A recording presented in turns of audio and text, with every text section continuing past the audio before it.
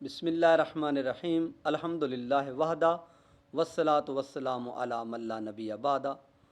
व अला आलिहि व अस्हाबिहि अजमईन। अम्मा बाद, सामीन मोहतरम, अस्सलामु अलैकुम व रहमतुल्लाहि व बरकातुहू। जैसा कि आपके इल्म में है कि पीरान पीर दस्तगीर माँ मुहियुद्दीन सैयदी शेख अब्दुल कादिर जिलानी रहमतुल्लाह अलैह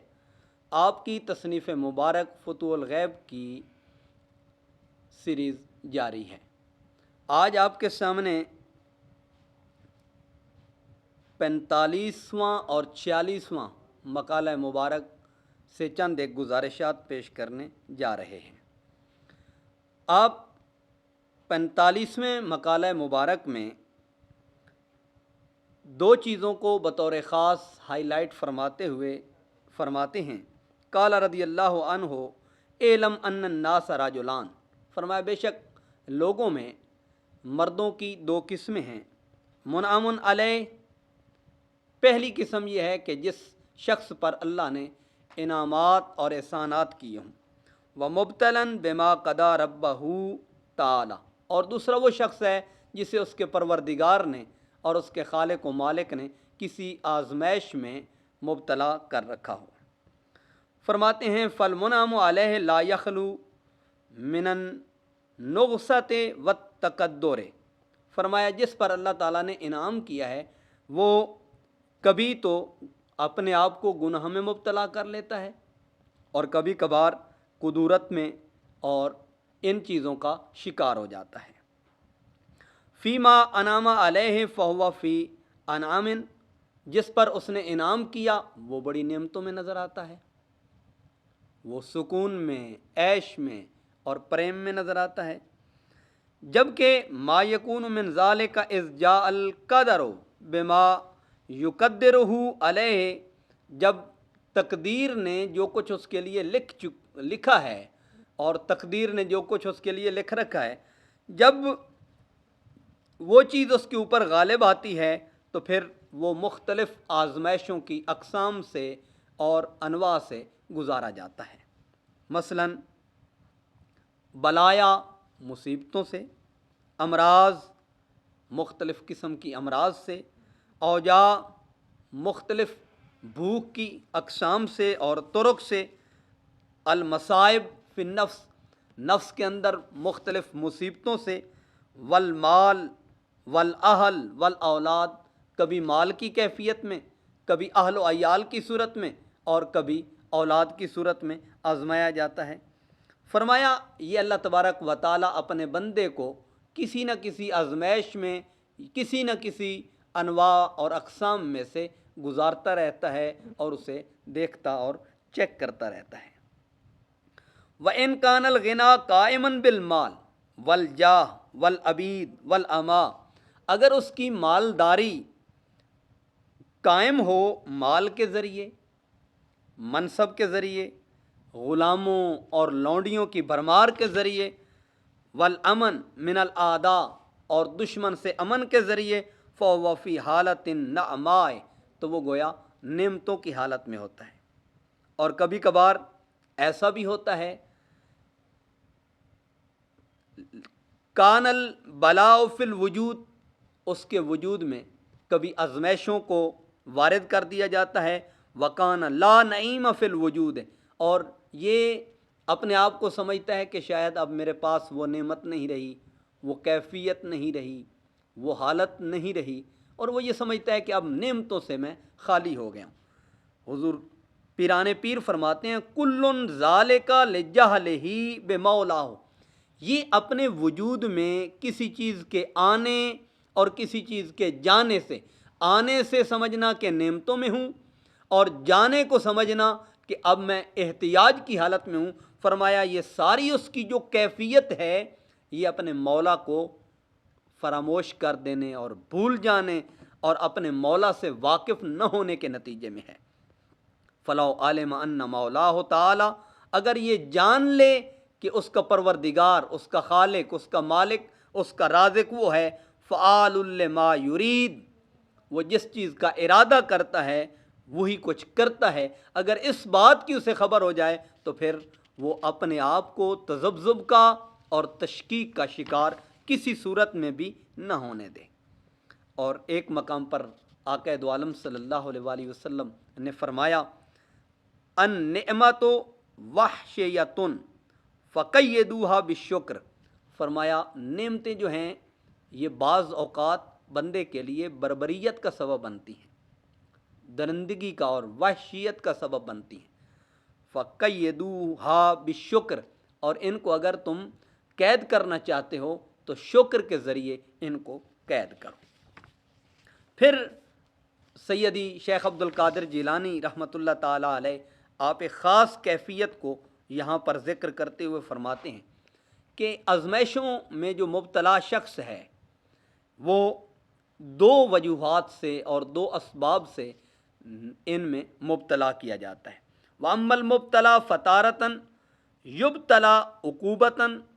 کبھی کبھار اس کو آزمائش میں جو مبتلا کیا جاتا ہے وہ کسی گناہ اور کسی غلطی کے نتیجے میں، وَمُقَابَلَةً بِجَرِيمَةٍ ارتکبہا، ایسے جرم کے ارتکاب کے نتیجے میں اسے گناہ میں مبتلا کیا جاتا ہے، اور سزا کے طور پر وَمَعْصِیَةٍ اقترفہا، اور ایسا گناہ اور ایسی معصیت جس کا اس نے اقتراف کیا ہو اس کے نتیجے میں اسے مبتلا کیا جاتا ہے۔ کبھی کبھار ایسا نہیں ہوتا، بندہ شاید اپنے لیے یہ سمجھتا ہے کہ میں گناہوں کی وجہ سے مبتلا کیا گیا ہوں، لیکن سیدی شیخ عبد القادر جیلانی رحمۃ اللہ علیہ فرماتے ہیں ایک تو اس کا آزمائش میں مبتلا کیا جانا اپنی غلطی اور گناہ کے سبب ہے، لیکن ایک اس کا مبتلا کیا جانا وَأُخْرَى يُبْتَلَى تَكْفِيرًا وَتَمْحِيصًا، فرمایا اس کے کفارے کے لیے اسے مبتلا کیا جاتا ہے، یا اس کی درجات کی بلندی کے لیے اسے مبتلا کیا جاتا ہے۔ اور فرماتے ہیں یبتلا لارتفاع الدرجات وتبلیغ المنازل العالیات لیلحق بہ باولی العلم من اہل الحالات والمقامات، فرمایا یہ ایسا موقع ہے، یہ ایسی کیفیت اور ایسی حالت ہے جہاں پر اللہ تعالیٰ اپنے بندے کو کسی آزمائش میں مبتلا کرتا ہے کہ اس کے درجات کو مزید بڑھا دے، اس کے رتبے کو مزید بڑھا دے، اور پھر منازل اور مقامات میں اسے بلند سے بلند مقامات کی طرف لے کے جائے، اور اسے اہل علم، اہل حالات و اہل مقامات کے ساتھ اس کو شامل کرنے کے لیے اسے کسی نہ کسی آزمائش سے اور کسی نہ کسی مقام سے گزارا جاتا ہے۔ اور اگر آدمی اس پر صبر کو اختیار کرتا ہے تو الفقر الصبر جلساء اللہ یوم القیامہ، کبھی اس کا فقر، اس کے نتیجے میں صبر اسے قیامت کے دن اللہ تبارک و تعالیٰ کے قرب اور اس کی رضا اور اس کی خوشنودی کے لائق اور قابل بنا دیتا ہے۔ دوسرے مقام پر ایک اہم بات کی جانب آپ کی توجہ مبذول کرواتے ہوئے فرماتے ہیں کہ یہ 46واں مقالہ مبارک ہے، اس میں حضور نبی کریم علیہ الصلاۃ والسلام کا فرمان مبارک، حضور نے فرمایا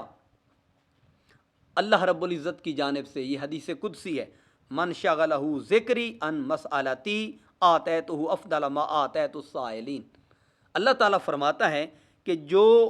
شخص میرے ذکر میں مشغولیت کے سبب مجھ سے سوال نہ کر پایا، مجھ سے التجا نہ کر پایا، مجھ سے درخواست نہ کر پایا، میں اسے وہ کچھ عطا کرتا ہوں جو سوال کرنے والوں کو بھی نہیں عطا کرتا، اس سے افضل عطا کرتا ہوں جو سوال کرنے والوں کو بھی عطا نہیں کرتا۔ سیدی عبد القادر جیلانی رضی اللہ تعالیٰ عنہ آپ فرماتے ہیں ذالک ان المؤمن اذا اراد اللہ تعالی استفاء، اللہ تعالیٰ مومن کے ساتھ ایسے عمل کو کب روا رکھتا ہے جب اللہ تبارک و تعالیٰ اپنے بندہ مومن کو چننے کا ارادہ کر لیتا ہے، اسے ممتاز کرنے کا، وجتبا ہو، زمانے کے اندر اس کا چناؤ، جیسے واللہ یختص برحمتہ من یشاء، سالک بہ احوال وامتحنہ بانواع المحن، اللہ تعالیٰ مختلف احوال سے اسے گزارتا ہے، مختلف آزمائشوں سے اسے گزارتا ہے، والبلایا والمصائب، مختلف آزمائشوں سے، مصیبتوں سے، بلاؤں سے گزارتا ہے، فیفقرہ بعد الغنا، ایک وقت ایسا بھی آتا ہے کہ اسے محتاج بنا دیتا ہے غنی بنانے کے بعد فیترہ الی مسألۃ الخلق فی الرزق عند صد جہاتہ علیہ،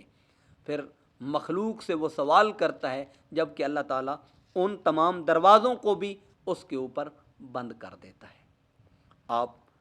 یہاں پر ظاہر یہ فرمانا چاہتے ہیں اور واضح یہ کرنا چاہتے ہیں کہ انسان اگر غور کرے،